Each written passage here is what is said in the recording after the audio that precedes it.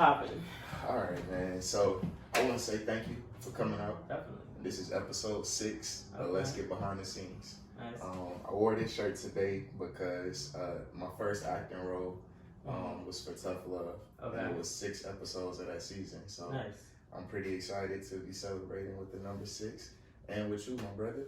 Okay. Thank you like for that. giving me some of your time. Definitely. I'm actually really looking forward to this conversation. Yeah. Because one of the reasons why I started this whole channel was to like kind of converse with people who I respected and admired in the industry that I saw doing things that I felt like needed some more light shine on it. You know what I'm saying? I like that. You know, I can't remember the last interview that you did, but I know you got a lot of things that you're working on right now. Yeah. And I wanted to talk to you about some of those things. And you know, if I know there's things that I could learn from you, then I know there's things that other people can learn from you too. So first and foremost, right? So I know you as JRYAN. Is that your real name? No. Okay. It is. It's the initial, my middle name. Yeah, it's the initial of my middle name. Okay. So my full name is Joseph Ryan LaCour. Nice. No one ever in my life has ever called me Joseph. Okay. It's either been Joey or Ryan. Mm-hmm. Yeah. And then I pretty much created JRYAN as an alter ego. Okay. I'm a Taurus. Mm-hmm. And in high school, I was very much like my friend group, my family. If I didn't know you and you weren't in my friend group or like in my immediate circle, I wasn't too open to people, like new people, which I kind of came off mean, I guess you could say. And it wasn't that I was mean, I was just very standoffish. So I think after high school, I don't want that to read to people. So I created JRYAN as like a person that was like more outspoken, more outgoing, more talkative, a conversation starter. And and it worked. It worked. Before I was not, if you didn't speak to me first, I wouldn't speak to you. And don't get me wrong, there's still like times that I still have that. Like I see people that, and I know we know each other, we just don't know each other.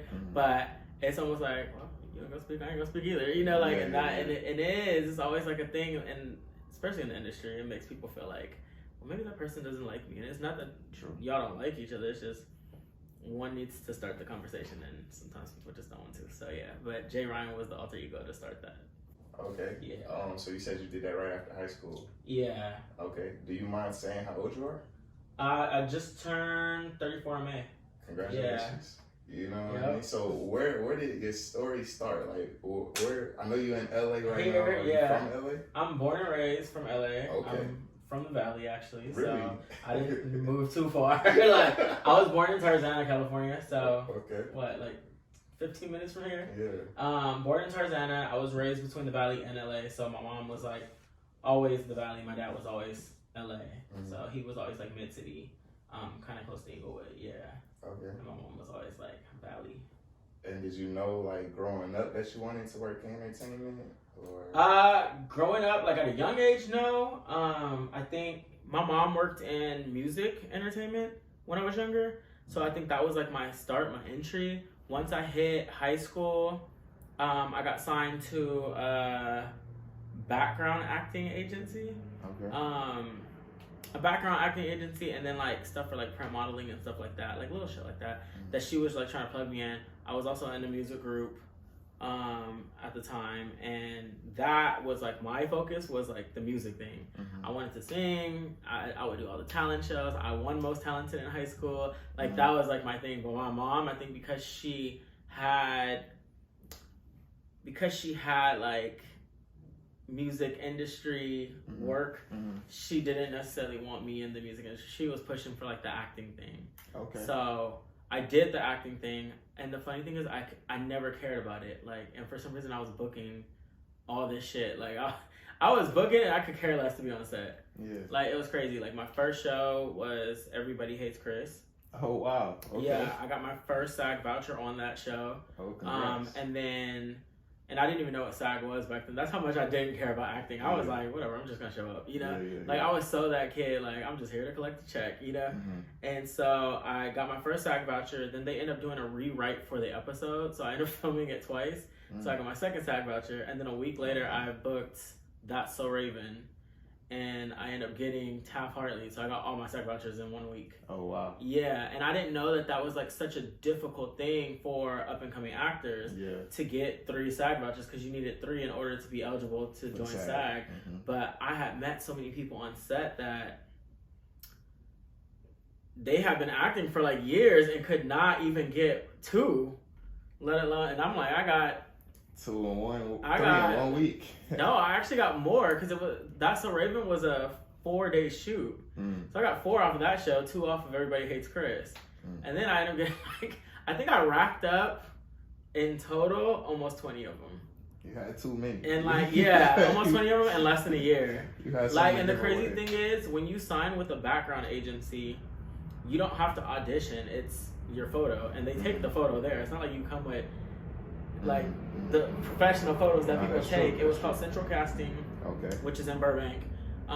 Back then you pay $20. They take 1 photo. I guess my photo was just like really good. And what it was is I was considered 18 to look younger. So I had turned 18 my last year in high school.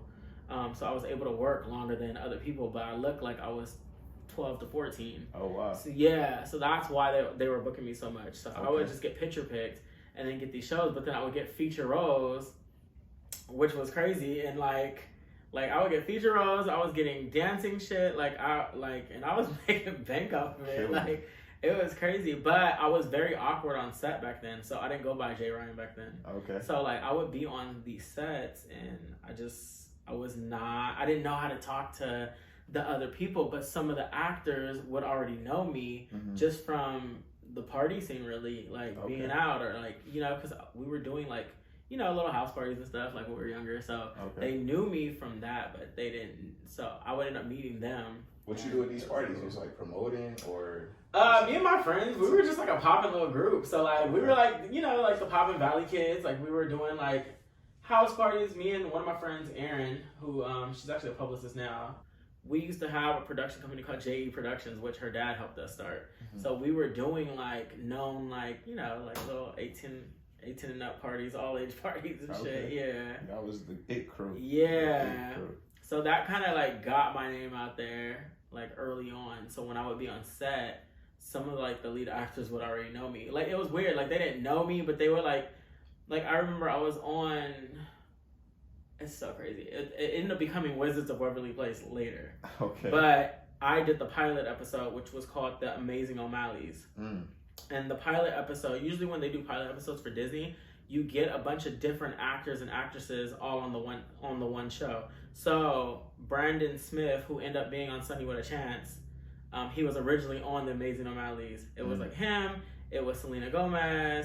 It was the white girl from the Jonas Brothers show. She was originally on that show too. Oh, wow. And then I think once the show got picked up, they ended up moving a lot of them to different shows. So Selena was the only one that ended up staying on that show, and then they changed the name to Wizards of Waverly Place. But it was originally called Amazing O'Malleys.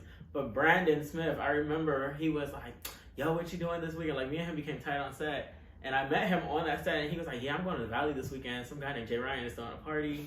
And I was like, well, word. I was like, I'm JRYAN. And he was like, nah, you Joey. And I was like, nah, but like, that's like my like name. He was like, nah, he's like, it's like a thing called JE Productions. I was like, yeah, that's mine. Like, and that was funny.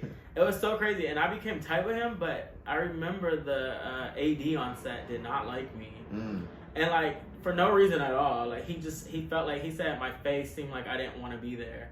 Like I said nothing, and I thought it was so weird because ADs were like the worst. I hated ADs on set. They are very much like power trip type people. Yeah. And for me, like I said, I didn't care about acting because I always had a job. So for me, I would be like, fuck you, like. This is just a side hustle, so I didn't care. So I didn't care if I got in trouble. Like, you can kick me off. And I remember him telling me, like, oh, we'll never book you again on the show. I'm like, book me to begin with. Like, I got picture fixed. The casting. Like, right. And I'm like, and he was like, you just seem like you don't want to be here. I'm like, but your lead actor is like BFFing me right now. Right. Like, it was really weird. I think that he was hating. He was. The crazy thing is that production company was called It's a Laugh Production, which was the same production company for That's So Raven. That's So Raven came out, way before Wizards of Waverly Place even existed. So when That's So Raven ended, they ended up working on Wizards of Waverly Place. When I worked on That's So Raven, because I had a bigger role, they treated me like royalty on that show. Like, and it was all the same people. Now Wizards of Waverly Place, it was like, oh, you're just background, like you ain't shit type shit, you know. So I was just like, wow, it was whack. No, there's definitely like those hierarchies when it comes to like set and stuff like that. Like they talk about it being a team, which it is, but you know, just like any team, some players play and some ride the bench. So yeah, I definitely get it. So what made you like decide that, hey, like I'm not doing this no more? Honestly, I think I started getting bored of it. Well, I started getting into it is what it was, but I started wanting more older roles. I was overdoing Disney Channel. Not even just Disney Channel, but I was overdoing like the teeny bopper roles. Because I found that it just wasn't, like I said, they just weren't nice on set. So I figured maybe if I get more adult shows, like they'll be nicer on set. My thing is, like I said, I always had a job. So I didn't mind getting into it with the people on set because I was making good money doing this, but I always had a backup. So it was easy for me to tell them to go fuck off, you know? And a lot of those shows, it was some racial shit too, you know? Like I remember I used to book the OC, which filmed in, for the most part, it filmed in like Manhattan Beach. But they would only book like the same light-skinned black kids over and over again, you know, like as background. That were like supposed to be like high school students. I remember working on that set. Like I hated working on that set. Like the people were just not nice. But it was like a consistent check because they would always book me because they want the same people for the most part. So I would always get that show. And there was a few other shows that I was just like, they just weren't cool. But I was like a rebel on set. Like I didn't care. Like I would go eat where the main actors ate. Like I didn't care, and because they would always let me wear my own clothes because I always dress fresh. So I was like, they never knew if I was like one of the lead actors or if I was background. Because sometimes they just don't be knowing. So I would go to like the good craft services and like I come back with like plates of like filet mignon, and everybody else in the background be like, yo, where'd you get that from? And I'm like, over there, like, you know, like try, you know, like whatever. Do you feel like that because you know grew up here and you know you had some family that worked in entertainment? Nah, I wasn't gonna say that's not why you ain't care, but I was gonna say, do you feel like that like you know played to some of your success in that sense? No. Okay. Not at all. Okay. Definitely not. All right. Because by the time I started like pursuing it, my mom was out of it. Yeah. Okay, that's cool. Yeah. So you did it all your own, just my own skill set. That's what's up, man. So like now that you have put acting and stuff like that behind, you know, because I didn't know any of this. So like from what it sounded like to me, like you were one of them kid stars that you know was on the way to big things. So I'm really curious as to like you know what, because you still work in entertainment, you know, you still work around big stars and things like that. But what made you decide that you know, hey, I want to do a little bit more behind the camera work? So, pretty much after we graduated high school, I enrolled in college in Mission College in Sylmar, which is a community college. I started college, but I was also booking a lot of shit back then. And the problem is, before we started filming, you asked how early do I start my day. I've always been an early bird, so I had all my classes start at like 7 a.m. like because I like to just knock them out and be done with it for the day. So the problem was acting started taking off then. So I would have to be on set like 4 a.m. So I'm missing class now. And my mom was like a stickler for college, but also she was the one who pushed me to start doing the acting thing. So it was like, well, fuck, I don't want you failing your classes, but I don't want you missing out on that either. So she was like, look, just drop out for now. Because she's like, I'd rather you drop out and go back versus you fail your classes and then have to repeat, you know? That was her thing. So I was like, okay. So I ended up dropping out and was sticking to the acting thing. The problem is, when I didn't have set, I was bored out of my fucking mind. Like, I would be at home, just bored. Like, I had an apartment that I had in Sylmar. I was 18. All my friends were either in college or had jobs. So, although I had, like, bread to take care of myself in my own place at this point, it was like, I was bored. Like, there's only so much TV you can watch. And if you're not on set, you just like, fuck, what do I do today? And I had one homegirl, and she came for money, so her parents were just throwing her bread, and she wasn't in school or working either. So me and her were just literally doing nothing. Like, we would go eat, We would go walk the mall.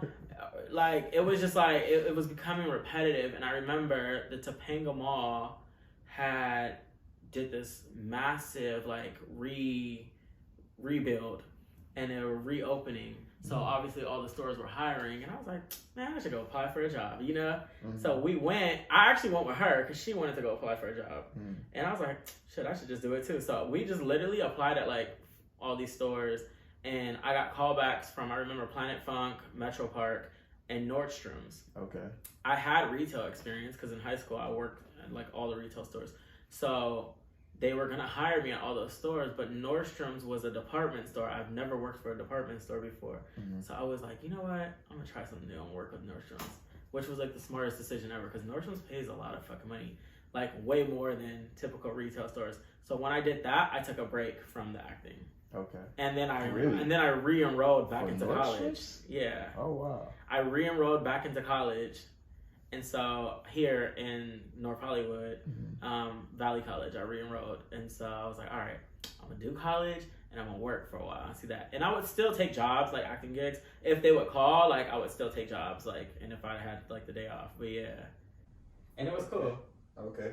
Yeah. So, I mean, so far I'm getting you always been a hustler. You know, and sure. You don't like having free time from what it sounds like. You got to stay busy. I learned that, yeah. I think I overthink when I have downtime. Yeah, I'm in my head pretty much. Okay. When you have downtime and I'm not doing anything, I think too much and I don't like that. Okay. Because it's like you're not thinking the best things. So did you actually finish school when you went back? No, I did not. So at this point, I'm living in Woodland Hills now. Valley College is in North Hollywood. The traffic on the 101 to get from Woodland Hills in the morning because my dumbass got morning classes yet again because I still wanted to make sure I had time for work. Yeah, I was missing class like every day. And then I think the biggest drawback from it was going to school here in the Valley. It was like every high school all in one now. So it was like all like the rival people, all the rival kids, the kids I got along with, the kids I didn't get along with, now at one college. And it was just like, it felt like high school all over again, only like I enjoyed high school. I just didn't enjoy high school with other high school students from other high schools. So it was just like, I didn't like that. Like, I didn't like that. And then because I had been so independent already, I just felt like I was like in another mindset. And so I would go to school, I wouldn't hang out, like I wouldn't do like the hangout thing. I would go to class and leave. And then eventually I was like, yeah, fuck that. So I dropped out again. Okay. I went back like 3 times. So I dropped out again. And then I started doing club promoting along with working at Nordstrom's. And I was interning at Universal Records at the same time. Oh, wow. Yeah. How did that come about? So with Universal, I have cousins that are in the music industry. My cousin Swoop, he is a producer. And then his wife, Bright, she was an A&R at Universal.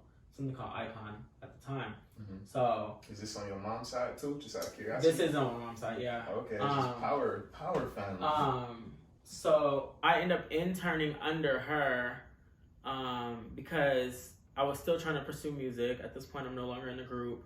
But I figured, I was like, oh, okay, I'll work with them, and then they'll work with me on some stuff. The problem is when you have people like in the family that like work with you, or just even friends, they're never looking at you at that moment. It's almost like, oh, I can get to you later. Okay. Like you're here, you're not going anywhere. Yeah. So it's not like niggas didn't know I couldn't sing. Like I was doing every talent show.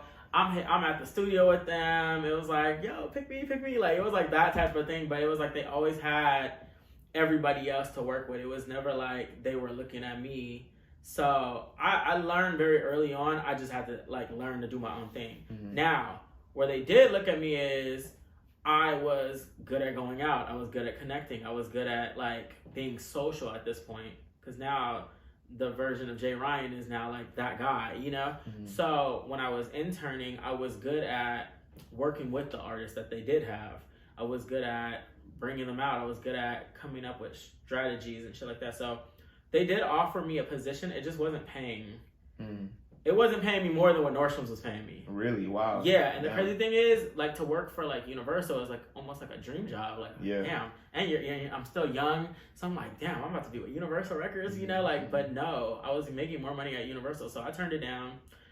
They did offer me, like, they were, like, pretty much, like, if you ever want to come back, we got you, and if you want a letter of recommendation anywhere, we got you, because I did bust my ass up there. It was cool. But yeah, I was like, yeah, I'm about to go back to Nordstrom's and just chill here, because I'm making way more money. So you gave up professional acting for Nordstrom's, already SAG, tons of experience. You gave up a job at Universal for Nordstrom's. Nordstrom's was their shit. Because you gotta think too, professional acting, yes, but it was mainly background. It was just very consistent for me. And background is not consistent for everybody. Like, let's be clear. Like, I got lucky in the beginning because I would get picture picked so often.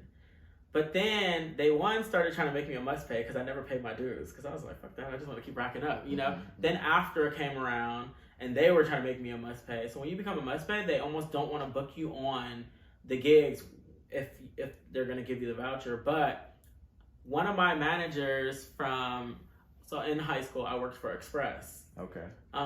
One of my managers that worked for Express, she ended up becoming one of the booking agents at Central Casting. So, and me and her were always so tight. So when she would see my picture, she would always call me. So I then had her. So she would get me on everything. Yeah. And so I had an in. Nobody else had that. So that's why it was so consistent for me and it was so good. But that's cool. Yeah.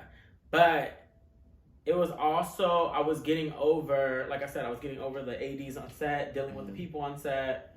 And then I didn't want to be known as a background actor. Like, I think what I think is good about background acting is you learn so much. If you're trying to be an actor for real, you learn so much. Like I said, I didn't know what after, I didn't know what SAG, any of that was. I learned from the other people on set. And the crazy thing is, I met real actors that are like big now that were just doing background with me back then. So, and I remember those were like the Star Kof that's on, what is that show? Queen Sugar? Yeah. Like, that was like my background buddy. Like, me and him would be on all the same sets together. He was like the nicest dude. Yeah. And I remember when he booked something, I remember when he booked the show, he was like, bro, I finally booked something big. It's with Ava DuVernay. I gotta move to New Orleans. And I remember, I was like, yo, that is bomb. And he's always been like the nicest guy. But I met him doing background acting. Like, that's how we became friends. And we would be on all the same sets. Man, like, that's what I'm saying. Like, it's just he actually took it serious. He was like, I want to be an actor. I was like, fuck this. I'm just here to collect a check. Man, you really were on the way. I'm trying to tell you. Like, for me, working as an actor, you know what I mean? Yeah. Like, that being the field that I'm working in and I take seriously and stuff like that. Like, I know, like, these are like the stepping stones. Like, you had like a network, you had the experience, you was in SAG. Like, if you wanted to, like, your name could be really, really big. I learned back then that in acting, entertainment. Yeah, that the more you want something, the harder for it is for you to get it. I think because I did not want it, it was just coming to me. Yeah, I was just like, whatever. Like, I was like that person on set. I remember when I met Michael B. Jordan on set before anybody knew who Michael B. Jordan was. Like, it was on a show called Parenthood, which, not like the old Parenthood, like the black show. It was like an all-white cast. I think it was like something on NBC or some shit like that. And I played like, I was background, but they had me play like his best friend roll into like some house party, and we got into a fight at the house party. The crazy thing is, when he came and said what's up to me, because of how they had him dressed, because he was the black guy on the show that dated the white girl, the girl with money, they had him really dressed down. So I thought he worked for the set. Yeah. That's the wrong address. I'm over here. I didn't even have time to listen to him and shit. Like, I'm like, bro, I'm in the middle of something. Damn. Alright, what was we talking about? So I was working on the show Parenthood, and Michael B. Jordan was like one of the lead characters. He wasn't like a huge actor back then, so nobody like knew him, and I definitely didn't know him. So I remember I get to set, and this guy comes up to me and he introduces himself. He's like, "Yo, what's up, man? How you doing?" Like, and I was like, "I'm good." Like, and I was like, "Thanks, like, thanks for asking." And I remember saying to one of the other guys, I was like, yeah, the production here is really nice, you know, like, because I'm thinking this guy works for production because of how they had him dressed was so dressed down. Yeah. Like flannel jacket, like how production dresses early in the morning. And then I remember the director comes to set and he was like, all right, so Joseph LaCour, and I was like, yeah, that's me. He was like, Joseph, meet Michael, meet Joseph. And I was like, oh shit, he's the lead actor. And I just remember laughing.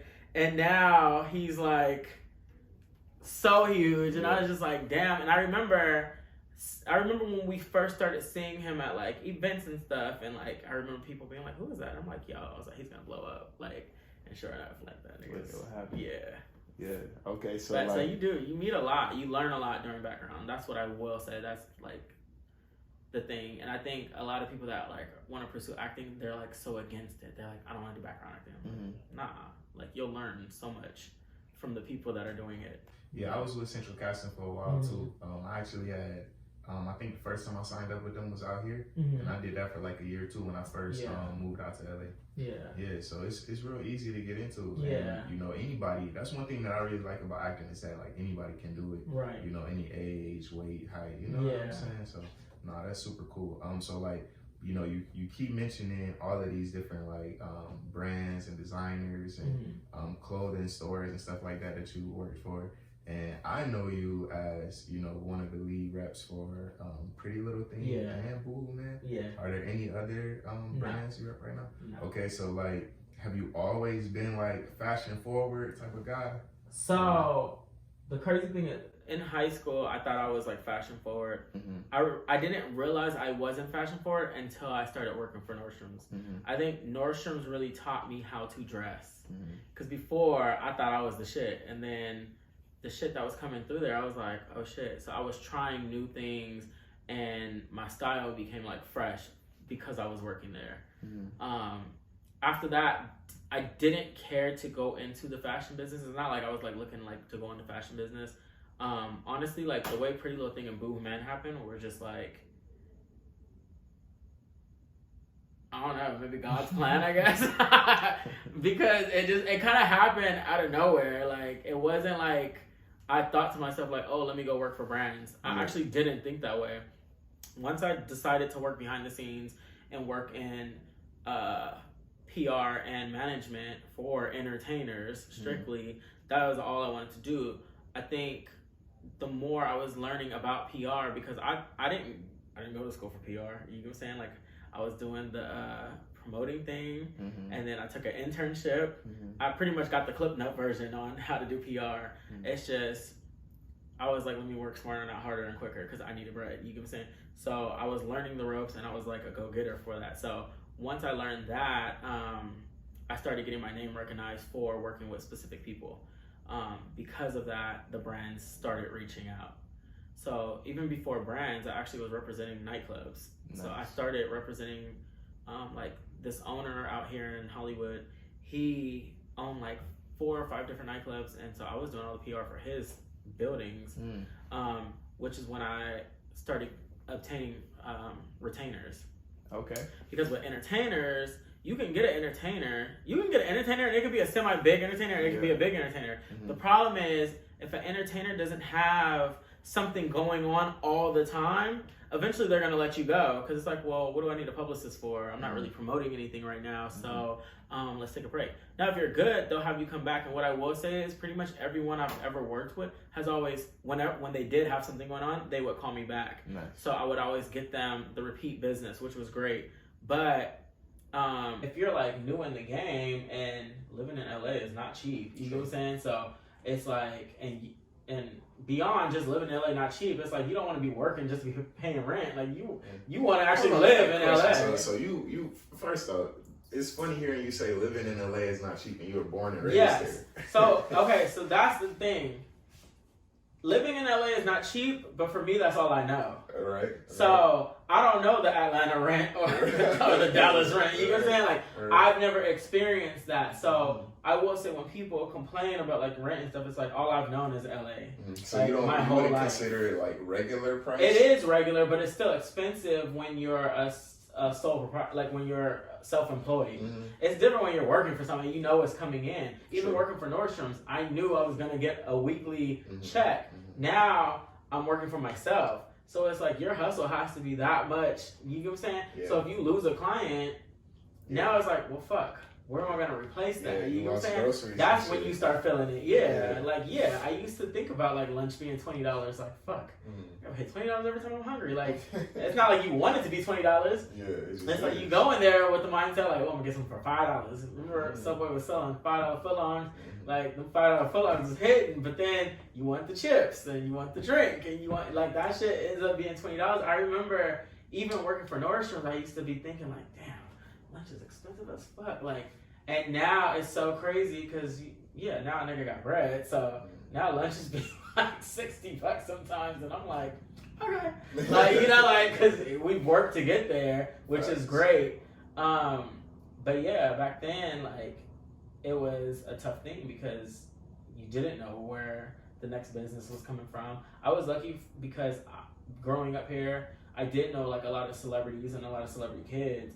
So for me, it was always a domino effect. It's like you find one, and the next one is like, oh, well, I want to work with you too. I want to work with you too. So I was kind of placed in the right positions, and honestly, I would get business just from going out. Like people knew me for being in the clubs. I was out, and so I'd be walking to the bathroom and somebody would be like, yo, I want you to work with my client. Da, da, da, da. Then they'd bring me over and it'd be like somebody big, and I'm like, oh shit, yeah, what's up? What are you talking about? So that is really how I like used to obtain a lot of business. But I ended up getting Pretty Little Thing and Boohoo Man because originally the owner was trying to work with one of my clients at the time. Yeah. And so that's how I ended up meeting the owner. If you want to work, then but that was, and the crazy thing is they weren't even in the US then. So nobody out here knew who they were. Pretty Little Thing? Yeah, they were only UK based. Okay. They had not hit the US yet. Yeah, they hadn't even launched in the US yet. And you was ahead of the game. I honestly got lucky that I met them, and I got lucky that I wasn't a dick and that I was nice, because we didn't end up doing business with them with my client at that time. So usually when that happens, you pretty much lose ties with people. You know what I'm saying? Of course. But the owner, he was just cool, so he would keep in contact with me. I think he liked my energy. I liked his, so he would keep in contact. And so when he was launching, is when I got him, because he was like, yo, I want you to help me with my launch party. I'm launching in the US. I want to do this massive party. I want to book Kylie Jenner. I want this person to perform. Like, he was like talking, like, it was like rainbow dreams, like that he was saying. I was just like, yeah, it's gonna cost you like $1 million. He's like, yeah, I want to spend like $1 million. And I'm like, in my head originally, I was like, nigga, please, like, you know, mind you, he hit me like a whole year in advance. So, and for somebody that's out here, it's very much like, all right, cool. This sounds great. Hit me a month in advance. You get what I'm saying? And he did. A year had passed, and he hit me a month in advance. And that, when he had hit me, I just so happened to leave my biggest client at that time. I had separated, and then like literally he called me like a day later and was like, can you come to London? He was like, I'm gonna fly you out. And I was like, yeah, actually I'm free. I have literally nothing to do. Was that your first time in London? No, it wasn't my first time in London. It was my second time. Or my third time. It was my third time in London, yeah. So he flew you out to London. You flew me out to London. It was my second time in Manchester, so they're based in Manchester. And it was good. We had like, he showed me like a great time out there, showed me his offices. It was amazing to see like this. He had it going. I'm thinking this is like a startup company. This ain't a startup company. This company been going. It's huge. I'm like, God damn, like he really did that, like, you know. And then I think after a week, the funny thing is we had never discussed. We never discussed payment. We never discussed how much I was gonna get paid or how long this was gonna last. And I think in the past I had done, I was big on events, but it would be just that event and then you're done with the client. After just leaving my biggest client, I needed something that was like longevity. And so I was just like, yo, I'm only down to do this if I have longevity with your company. Like, other than that, I don't care to do this. Like, because great, I'm gonna make a quick dollar off of this, and then I'm gonna still be looking for the next thing. And that's not what I wanted. And I think me even saying that to him made him feel like, yo, I love that, because you actually want to stick around, you know? And that was like the start of a relationship. And so, yeah. That's beautiful. And it was smart. And it was a smart move. and then his brother owns Boohoo Man. Oh, really? Yeah, and then his brother pretty much was like, well, I want to do Boohoo Man too in LA, so that's why I ended up getting both. Up and running too? So Boohoo, which is, so it's all an umbrella. Mm-hmm. It's Boohoo, Pretty Little Thing, Boohoo Man, which is the men's division of Boohoo. Mm-hmm. They were actually already in the U.S. Boohoo was already in the U.S. They were in New York. They just, like, certain people knew of them. They just weren't as big. Like, people knew of them, but they weren't, like, they didn't hit the ground running the way Pretty Little Thing came out here, you know? So once we opened up the LA showroom for Pretty Little Thing, the brother was like, yo, I want to put the Boohoo Man showroom in there too. So that's how I ended up getting both companies. So the showroom, is the showroom the store with like the pink horse yes, that everybody? That's what it is now. Originally, we were in the Palazzo's apartment buildings right across the street from the Grove. Okay. So originally, we got a penthouse apartment, 3-bedroom, 3-bath, upstairs and downstairs, and we just decked it out. It was like the coolest looking place. Nice. And because people go to the Grove so often, it was easy to just run into people and like, yo, come over. Yeah. Like, I want to show you our showroom. And then like we were just gifting out there. It was so cool. But back then it was only me. Like we didn't have like US employees yet. Yeah. That's lit. You was literally brown. It was cool. It was fun. It was a fun time. Yeah. Okay. And then you said that his brother owns Boohoo Man. Yes. So both of these guys started female clothing brands. No, the dad started Boohoo, which is the female division, and then Boohoo Man is the male division. The oldest son started Pretty Little Thing. Yes, and yes, and it's all men. Yeah. I was like, it's all men. It's actually 3 brothers total, but two went into the fashion, and then the middle brother he does like investments, but he also does like commercial real estate, I think.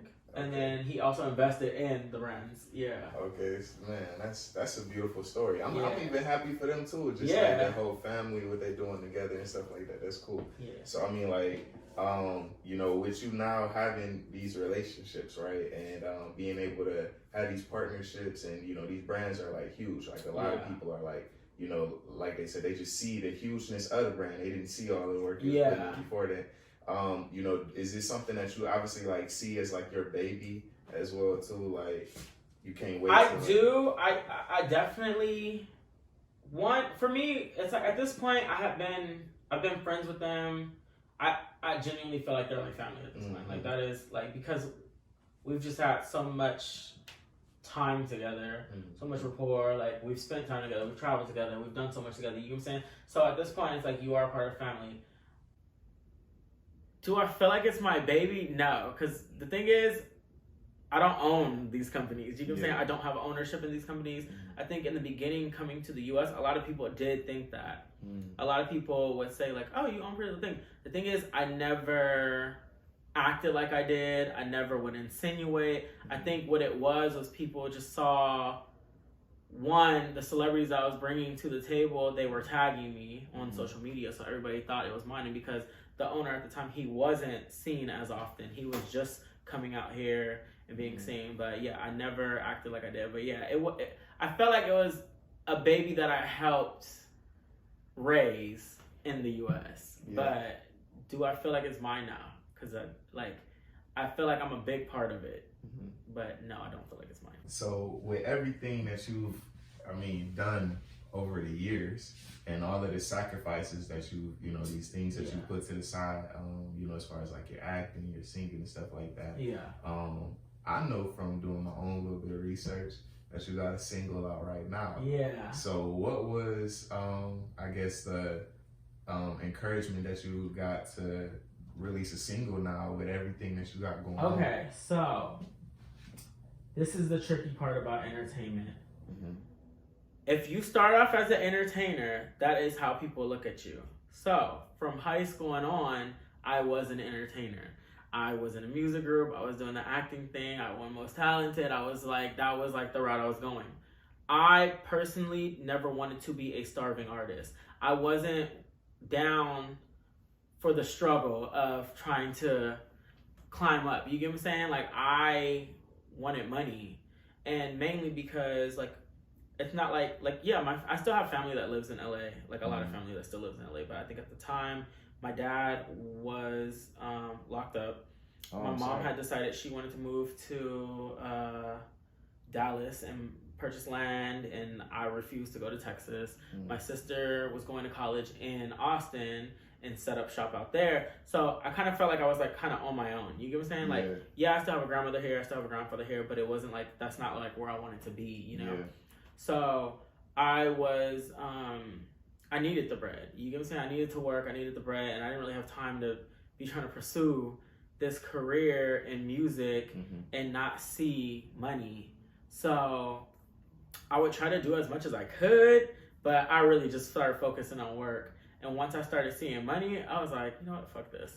Fuck music. That's like, because I didn't have the bread for studio time back then. The people that did know I could sing, even family members, I didn't feel like were taking a chance on me. So it's a lot of heartbreak with that. I'm not gonna lie. Like, it's a lot of heartbreak.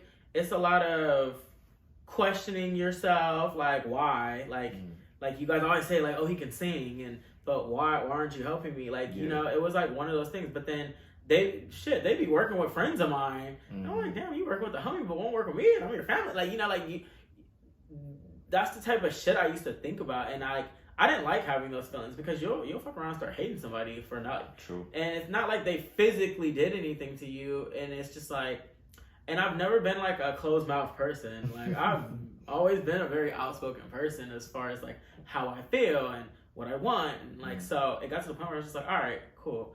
I learned then I had to do for me. I had to do for me. I had to take care of myself. I had to get out of the holes that I was in. And I also learned that because I was broke at that time, that was a hard time in my life, which, don't get me wrong, you're like 18, 19, 20. Like, you know, it's not like you're supposed to have it. But I have been taking care of my whole life. So it was like, that was like the struggle of being like, well, fuck, should I just move to Texas and move back in with my mom? Or am I going to thug it out here? It's like, LA's all I know. I've never lived anywhere else. If my mom had decided to move to Texas when I was in like high school, then maybe it would have been cool, because I would have made friends. But you're moving when I'm like out of high school now. Like, how am I supposed to meet people? Like, what? So that's why I just refused, and I did. I thugged it out, and I stayed, and it was hard. But I did have a good group of friends that I felt like kind of like took me in, and they were going through their struggles at the same time too. But once I started seeing money, that's when I told myself I will never be broke again. Like, I remember I was like, I will save. I learned how to save. That was the biggest thing. I learned how to save my money. I became cheap, and I didn't care who had anything to say. I learned that like specific things were mandatory for me. You know, they say a broke man can always find money for weed. I don't smoke weed, but I could always find money for a haircut. Because I always felt like my appearance, my hair, the way I smell was always like a big thing to people. People were like, oh, he always has a fresh haircut. Oh, he always smells good. So even in my brokest days, I had enough money to get that haircut weekly.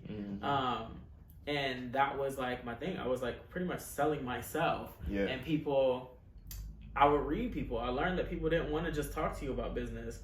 You meet entertainers that say, yeah, I mean, you just got to shoot your shot. Like somebody like Puff. Back in the days, if you ran into somebody like Puff, it was like, if you wanted to do music, you were like, oh shit, I gotta try. Like, yo, like, what's good, man? I do music. Like, what can I do? And they would just say, like, you know, just keep trying and da-da-da-da. Nah, fuck all that, nigga. Like, it is not as simple as them just saying. And what I realize is they don't know you. So you're like a random person coming off the street. They ain't looking to just help you. But I also realized that you just kind of have to like place yourself around, and they just got to see you and reach your energy. But it doesn't mean like sell yourself to them all the time. Like, so when I would meet people, I really would just like introduce myself, and that was it. I wouldn't say like, yeah, I'm looking to work with you. I'm looking to do this. I'm like, yo, what's up, man? Like, how you doing? It's like, it's good to meet you. And then I would go about my day. But motherfuckers would see me all the time and be like, what does this nigga do? I see him everywhere. He get into everything. He do with the flyest bitches. Like, he be everywhere. And that was like how I was like building, was just being out and just really selling my energy. Like I was just being fun. And I think that once I started getting placed around these people at a more intimate level through other friends, I would walk away from the night and not be that friend that was like, yo, let's keep in contact. Like, give me your number, you know? Because that's what they were used to. True. I learned that the more you ignore people, the more they're on you. Yeah. So back then, it was like I would hang out with entertainers through other friends, and then at the end of the night, I was like, okay, it was nice meeting you, have a good one. And that was it. I think Twitter was just coming up, so Instagram didn't exist yet. So the follow thing was like on Twitter. So I was like, but I would not follow anybody unless they follow me first. Like I was so like, you're gonna make me your friend. I'm not just gonna befriend you because you're a famous person, you know? And I was very much like in that stance, and it worked every time. Like yo, why we don't follow each other? I mean, I respect that because what you're doing is you actually building genuine relationships. Yeah. You know what I mean? But back to what I was saying, because I feel like I'd be veering off sometimes. Sorry. Nah, it's all good. When you work behind the scenes, it is hard to then go back to being in front of the camera. It is hard to become an artist when now all these people know you as is the person that works with the entertainer. You get what I'm saying? So to come from management and PR, it's hard for people to see you as something else. And not even just in that field. If you're a model, it's hard for motherfuckers to take you serious as a rapper if you want to rap all of a sudden. You get what I'm saying? I feel it. Hell, Drake. Drake was an actor first. Yeah. He was Jimmy from Degrassi. Yeah. But Drake also came out as Drake with no image. Nobody knew this. Everybody loved the music but didn't know who it was at first. So then finally when they started putting the image out, it was like, oh shit. But it was a smart strategic move because I honestly feel like if Drake came out off top as the actor from Degrassi, like he wouldn't have got the shot. I don't feel like, you know, that's just my personal. I mean, it's probably some truth to that. Yeah. Like people, it's hard for people to see you in another light. There's tons of NBA players that actually can rap and flow, but it's not like they're these huge artists. Like they might make a little wave because social media is big and it helps. But shit, people be like, boy, stop. Like, stick to basketball. Maybe like shut stick up and to dribble. this. Like that. Just shut up and dribble. Exactly. Like dribble. that's the problem. Is like society sees you as one thing. They don't want to see you as something else. They're like, oh, I'm a fan of you of this. Stick to that. So, and then even your peers, like, you know what I'm saying? Like, I'm sure artists, hell, producers started doing music too, you know? And I'm going to tell you why. One, I was doing it already. That's one. Even if you didn't know, I was already doing it from day one. But two, you work with entertainers and you see how much shit that they turn down that you know you would have never turned down. Because at this point, so much easy shit comes to entertainers. Like, especially with social media. They get so many social media offers, brand deals. Hell, I work for the brands. I give them the deals. You get what I'm saying? Yeah. So, small appearances that will pay you like damn near $500,000. Like, you get what I'm saying? But that they're just like, no. And you're just like, what? And here you are busting your ass for anywhere between 10 and 20%. Like, fuck that. And you think to yourself, well, fuck, I got the personality, I got the look, I can sing. Shit, I want to be an influencer too now. Like, you get what I'm saying? Like, it's hard not to think that way.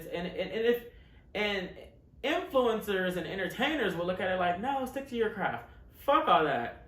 Because you need a piece of that money too. You get what I'm saying? Like, fuck all that. Like, because they ain't going to just give it to you. So, shit, if you can go do it, then, and if you think that way, then you should do it. You get what I'm saying? It's in your soul. Yeah. So, was I looking to get back into music? No. I have a friend that knew about my past stuff.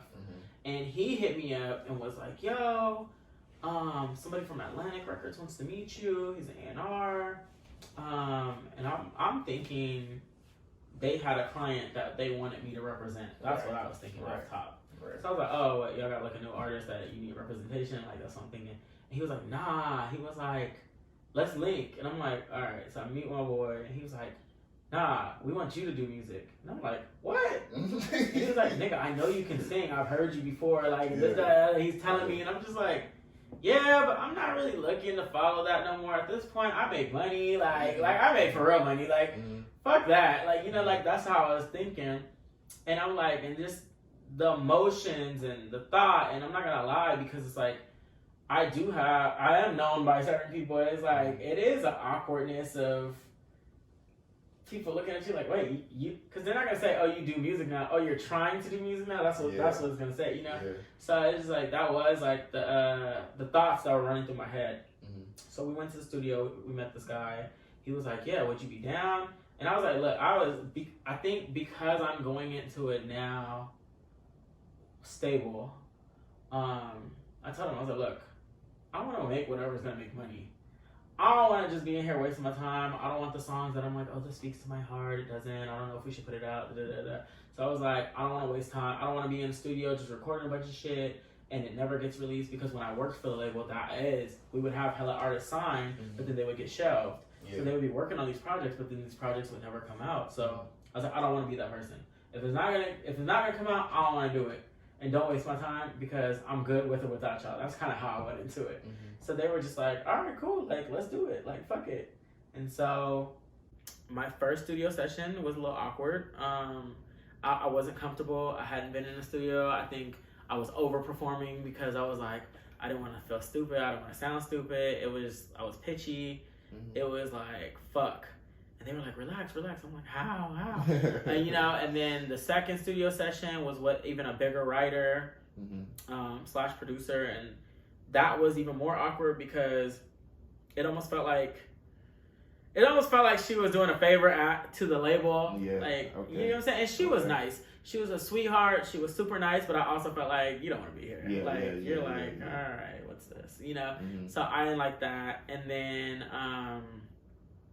but like I said, she was nice, and she even followed up with me on her own and was like, look, I think you should live with the song for a little bit and then come back and re-record it. And I did fuck with that. Because at first I was like, like I said, I read people, so I'm like, she don't want to be here. She's like, all right, let's get done with this so I can be out, Like, that's how I felt. So then they put me with these other producers and this other studio in Glendale. And they were like, oh, we want you to meet us at the studio. Cool. So I go there, and when I walk in, just off top, the energy and how they made me feel was so, like, welcoming. And it was like, yo, you good? Like, what's up? You need anything? You need anything to drink? Blah, blah, blah. Like, they were just so upbeat. And it was like 3 of them. And I was just like, fuck, it's a lot of people here. Like, that's how because I'm very much like, it's like close set. Like, I don't want homies. I don't want a bunch of friends in here smoking. Like, nah, when I'm here to record, like, it's just me. Because I have seen other studio sessions where it's like a bunch of people. Going on. No, I'm good. I don't want none of that. I want it to be management, team, engineer, that's it. Writer, that's it. Like, that's me. Because I'm like, until I get comfortable, I don't want to feel the awkwardness of, and this is supposed to be for me. Yeah. So these guys made me feel so comfortable. I went in there and I was just talking. They wrote a song based on shit I was saying. We recorded it, and that was my first song. That was my first single. And after that, I was like, yeah, these are my guys. So when you say first single, like this that year? I actually put out. Woo! Yeah. Okay, because that was going to be my next question. Yeah. When was the last time you put a song out? Last week. I mean, I'm talking before this year. Never in life. Wow. Never in life. Even when I was in my groups, because we never got around to like. So my groups, when I was younger, my groups were tricky because my mom knew the music entertainment industry. When it was time for contracts, it's not like I would go into groups telling my management or my groups for that matter, oh, my mom used to work in the industry. I would always keep that to myself. So by the time contracts would come around, she was very much like, nope, red line this is illegal, you tried it, like, and they were like, yo, your mom actually knows like a lot about this one. And then that's when I was like, yeah, she used to, and they were like, oh, we didn't know that. So because by the time she would look at contracts and shit, and it was kind of scammerish, how they would be coming at us, like, it was like, no, be done with this, like, get out of this. So we never got around to, like, we would like rehearse and do vocal training and dance training. It was almost like artist development, but it was we never got around to the real putting out songs and shit. And then I was always placed in groups that were already like together. So I was always like the odd one in the group, So around what age were you when all that? I was like 17, 18, 19. I think I was done with it by 19. Okay. Because I did 3 different groups. Oh, wow. Yeah, I did 3 different groups, and that's when I was like, all right, I'm over this group shit. I just knew you was going to have some music. A lot of mixed personalities. We were good at singing live. That was it. Like, we were good at singing live because you would train with vocal trainers for harmonies and all that shit. You know what I'm saying? But we just weren't in the studio. We were in dance studios. we were in vocal training, we had never got around to actually recording our own songs, which one group, they continued on even after I was out of it, and they were like doing music. And I remember when I was doing parties, I booked them to come perform at one of the parties. Okay. Yeah, it was no bad blood, so I had them come. Man, damn. So, all right. So after, so you said 17, 18, 19, and you're 34 now. So that's, you know, a 15-year time frame. Yeah. So you done lived, you know, a different life. You done been around the world now. You know, you already making money, already settled. So, for you to now, you know, be back kind of where you started, to me, like, that's beautiful, man. Yeah. Like, to still have, like, you know, the belief in yourself, the love for what you do. Yeah. You know, even the name of the song, "Show Me Love." Yeah. So, like, where was the whole, like, did you know that you wanted to make something like that, or like an R&B song? Or no. So when we first got in the studio, they had me doing like kind of like rockish rap.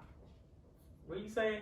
But because I didn't want to go into it like, I don't want to do this, I don't want to do this, I don't want to do that, because I knew I was like, let me just try some shit. You know what I'm saying? Like, and with TikTok nowadays, like, you should just try some shit, you know? Because the shit might pop on TikTok and be great, you know? So I didn't want to go on there saying no to things, so I was kind of like open to everything, you know? So once we did the R&B track, I was like, oh shit, cool. Because the thing with R&B, because we were doing like the rock rap shit, I didn't really need strong vocals or vocals for that matter for that. And the funny thing is, I won't drink if I know I have to like do vocals. The day I did the first song, Getaway. Okay. That was the first R&B song I did, but I came in after drinking because I was like, oh, I can drink shit. We ain't gonna be doing the vocals. I got there and they were like, oh, we're doing R&B today. I was like, fuck.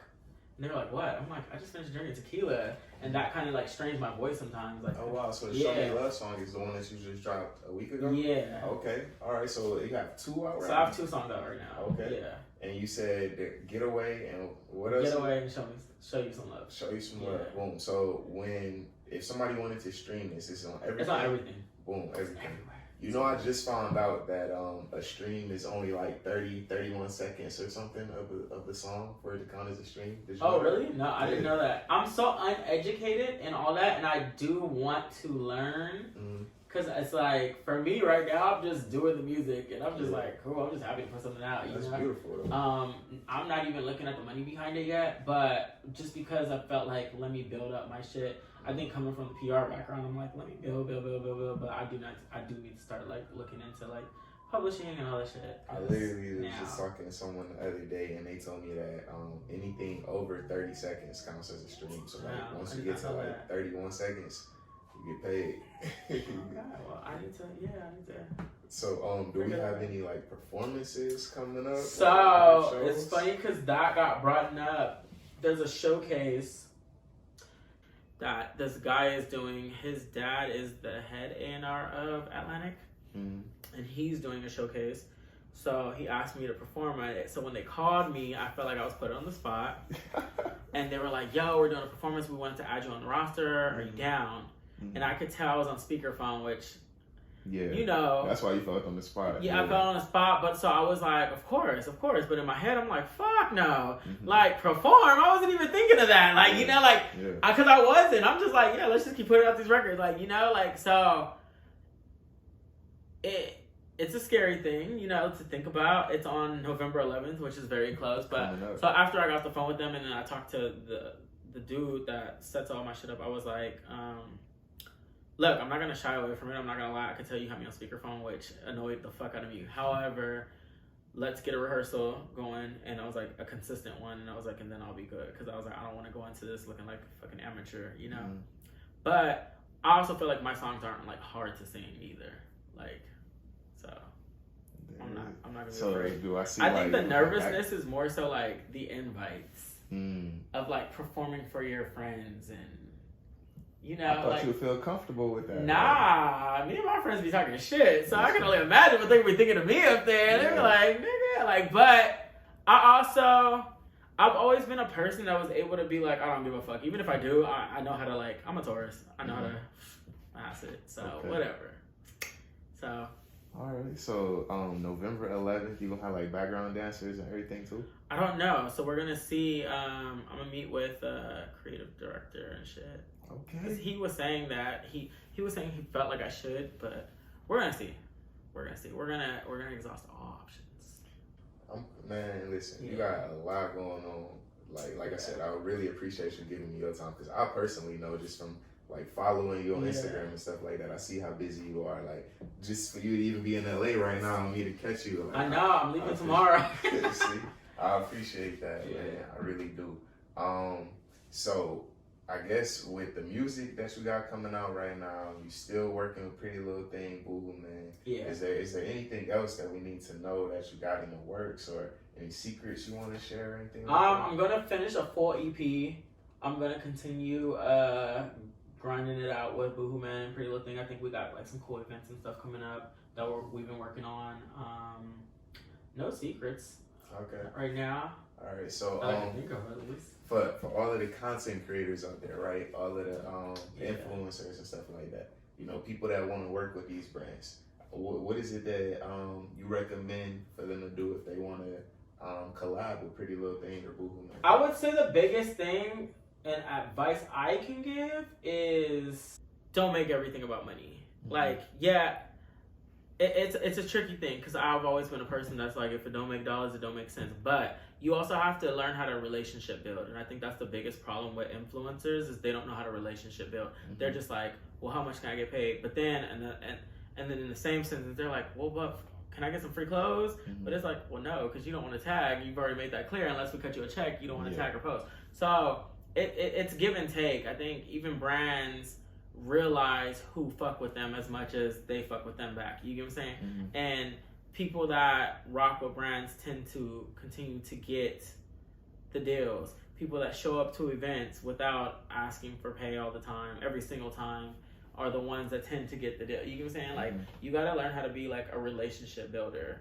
Okay. Because brands also want to work with people that want to work with them. Yeah. Because there are the top tier influencers that don't necessarily care who they work with. They're just like, all right, it's another check. But you can tell that they don't care to work with you. It's very much like, whatever. When do I have to post, and when is it done, and when can I take it down? Like, you know, like that's how they think. But you could read that into them versus the ones that are very engaged and very like involved and hands-on with their shit.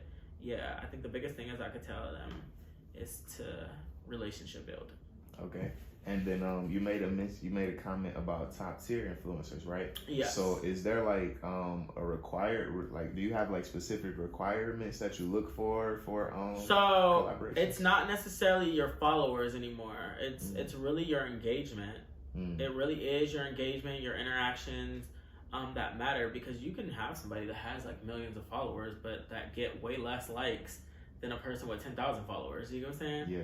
Like, because that can mean like that person, although they have 10,000 followers, each 10,000 person is engaged into why they follow this person, versus a person who has like 1 million followers or hell 4 million followers, and they're getting less of an engagement. They're getting like 20,000 likes and comments on it, but you got 4 million followers. You know what I'm saying? And are those followers buying product? Are those followers caring what you're selling? You get what I'm saying? So sometimes micro influencers tend to be a little bit bigger, and I feel like that's, to me now, I pay more attention to micros. Okay. Because one, they're still in that fresh phase to where they're eager to work, so they actually work. Whereas bigger influencers are very much like, if you don't give me the check, somebody else will, like, type shit. You know, like that's how they think. Yeah. Okay, and that's for guys and girls. Like, is that across the board with Pretty Little Thing, Boohoo Man? Yes, guys are different. It's the same, but guys are different. I feel like girls tend to online shop more, so that's one. Like, even me, I don't online shop like that. Like, before Boo, like, I wasn't buying, you know what I'm saying? Like, I wasn't buying anything online. Like, I'm very much like, I need to try my shit on. I want it right now. You know what I'm saying? So I think it is a big difference with girls and guys. Yeah. Okay. So pretty much like you said, the engagement. Now, for people that don't know what engagement is, you said that's likes and comments, or your likes, your comments, like how. So your engagement is, what is it? The ratio? I guess I don't know. I was thinking of math. It's your followers to your actual responses, pretty much. Because, like I said, you could have 4 million followers, but are you getting 4 million responses from those 4 million followers? Right. Or are you only getting 2,000 responses from those 4 million followers? Mm-hmm. It's also a tricky thing now, too, because people could buy followers. People could buy engagements, apparently. Oh, so, really? Yeah, so it's also like, well, how many people are actually buying stuff if you're telling them to go buy it? Mm-hmm. Like, you know what I'm saying? Okay. Boom. You know what? I got another question. So, like, you know how you always, I guess, continue to strive for greatness? Mm-hmm. And, you know, from what I'm hearing in your story, like, you're not necessarily afraid of, you know, cutting ties that, you know, can be a little dragging in your journey. With this music being something that you've always loved, right? Do you see, like, your life potentially starting to go in that direction with performances and stuff like that coming up? I don't know. I'm open to whatever happens. Mm-hmm. I don't want to overthink it. I don't want to lose sight of everything else. You know what I'm saying? Like, for me, I'm always like, don't put all your eggs in one basket. I'm very much that person. Like, have your backup plan, have your other little gigs and your other hustles. You know what I'm saying? Because you just don't know. Like, I feel like we're in an era of sky's the limit, really, because social media could change anybody's life. Before, you didn't have that. It was really like one shot only back then. Yeah. Now it's like, hell, these motherfuckers don't work. Like, literally, who works anymore? Like, everything is done from your phone. It's like, motherfuckers lose a job and they're like, I don't want to work anymore. I remember I had to go clock in, clock out. Like it's such a new day and age that, like, you can start your own business like that. Like, back in the days, it wasn't like that, you know? Mm-hmm. So, if I become great at it and it succeeds, then yeah, sure. You know, I'm not going to, like I said, I'm not shying away from nothing. Mm-hmm. But, I don't know. I just don't know. Okay. I'm kind of going with the flow of it. I mean, hey, that's beautiful, man. That's beautiful. Yeah. Like, I know personally, like, this was an exciting conversation. Like, I learned a lot about this, a lot about you. Yeah. You know what I mean? That I didn't know. I hope that you all learned some things about this man as well. Definitely very talented, brother. I'm looking forward to all the success that you got in your future. Appreciate it. If anybody did want to, like, reach out to you or to the brands for collaboration, what's the best form of contact? For the brands, reach out to the brand. They have their own Instagrams. For me, I'm on Instagram at JRYANJL. I'm on Twitter at JRYANL. I have a TikTok, also JRYANJL. And yeah, I got Snapchat. I'm trying to get back in the habit of using all these. It is a lot. It's a lot. It's like you really do have to keep it all together. It all going. Yeah, it's a tricky thing. But for the most part, it's JRYANJL. Like, that's how you can find me. Because to me, Instagram is still like my number one. Mm-hmm. Yeah. And that's what you're gonna go as your artist name too? Is JRYAN? JRYAN. It's just JRYAN. Yeah. Yeah, forever. Yeah. JRYAN for life. I got another question. Do we see, like, some JRYAN merch in the future or something like that? Necessarily with JRYAN, I don't know. Hell, if the music thing really takes off, then sure, you know? That'd be lit. I can see that. Sure. I can see that. I would love to do, like, collabs and stuff like that. Even with, like, Boo Man. I can see that. Just because, like, I know what I like. You know what I'm saying? Yeah, I mean, you deserve it, you know? Yeah. You put the work in. I mean, like you said, you're just going with the flow, and, you know, who knows what doors open up next. But, I mean, I'm really happy to be sitting here with you. Like, you know, obviously you're not at the ground, you know, level or anything like that. Yeah. But to be able to have these conversations with you before you really unreachable, I'm excited. I'm going to always be reachable. I feel like that's the difference between growing up out here and growing up somewhere else. Is that I'm always going to be this person. Okay. Yeah, no matter what. Yeah, that's what's up. I grew up in it. You grew up in it. I tell people say, you're so Hollywood. I said, I'm legit Hollywood. Like, I legit am from here. Well, there it is. I'm just not shiesty. Yeah. There it is, man. And there it goes. So, I mean, like, Is it anybody that you want to shout out or thank or anything like that? Thank you for inviting me here. That's about it. Shit. Don't nobody ever thank me, man. It's my first thank you. Thank you for having me. Yeah, no, hell yeah. Thank you for coming. Yeah. This was episode 6 of Let's Get Behind the Scenes. We have my man JRYAN right here. Yo, make sure you tune in to his songs. Yes, go get to them. all of his work. You said Instagram is the best way to just keep up with everything. That's what I look at the most. You know, he's still promoting parties and stuff like that. Oh, for anybody that's not from LA, you know, with you being a local, is it a restaurant or a lounge, party, club, something like that you recommend for people that never been here? It's LA. No, I don't want to recommend shit because LA is hard to get into. Even restaurants are like clubs nowadays. So if you don't have the proper pool, I'm sorry, but they ain't gonna be able to get it. LA is literally what you see like that. You need a reservation. You need a plug. I can tell you what my favorite restaurants are, but yeah, like I like Catch. I like actually there's one spot. This is a Mexican food restaurant called El Coyote, and that is not a hard place to get into. And that's like some real LA shit. Like some real, it's not a hole in the wall, but it's like it's not like bougie, you know. Mm-hmm. And yeah, it's on Beverly. They have really good Mexican food, great tacos. Okay. See, I've never been there before, so you might catch a vlog of me going to El Coyote. Yeah. Trying out this food. Thank you so much, man, for giving me the time, giving me your wisdom, giving me all of this encouragement. Man, it was inspiring to me too, man. Like I said, just hearing about all, like I said, I already know what you're doing now, but to hear all of the work that you put in, like that's really why we started this Let's Get Behind the Scenes, because I feel like, you know, people need to hear this, you know, they need to know that like, it's not given, like you said, even with having these connections and stuff like that, you work for everything that you got. Yeah. And respect to you, my brother. Appreciate respect to you. So thank you so much again sir. Coming through. Make sure you guys stay locked in with JRYAN. This is Let's Get Behind the Scenes. And we see you guys on the next episode. Later. Peace.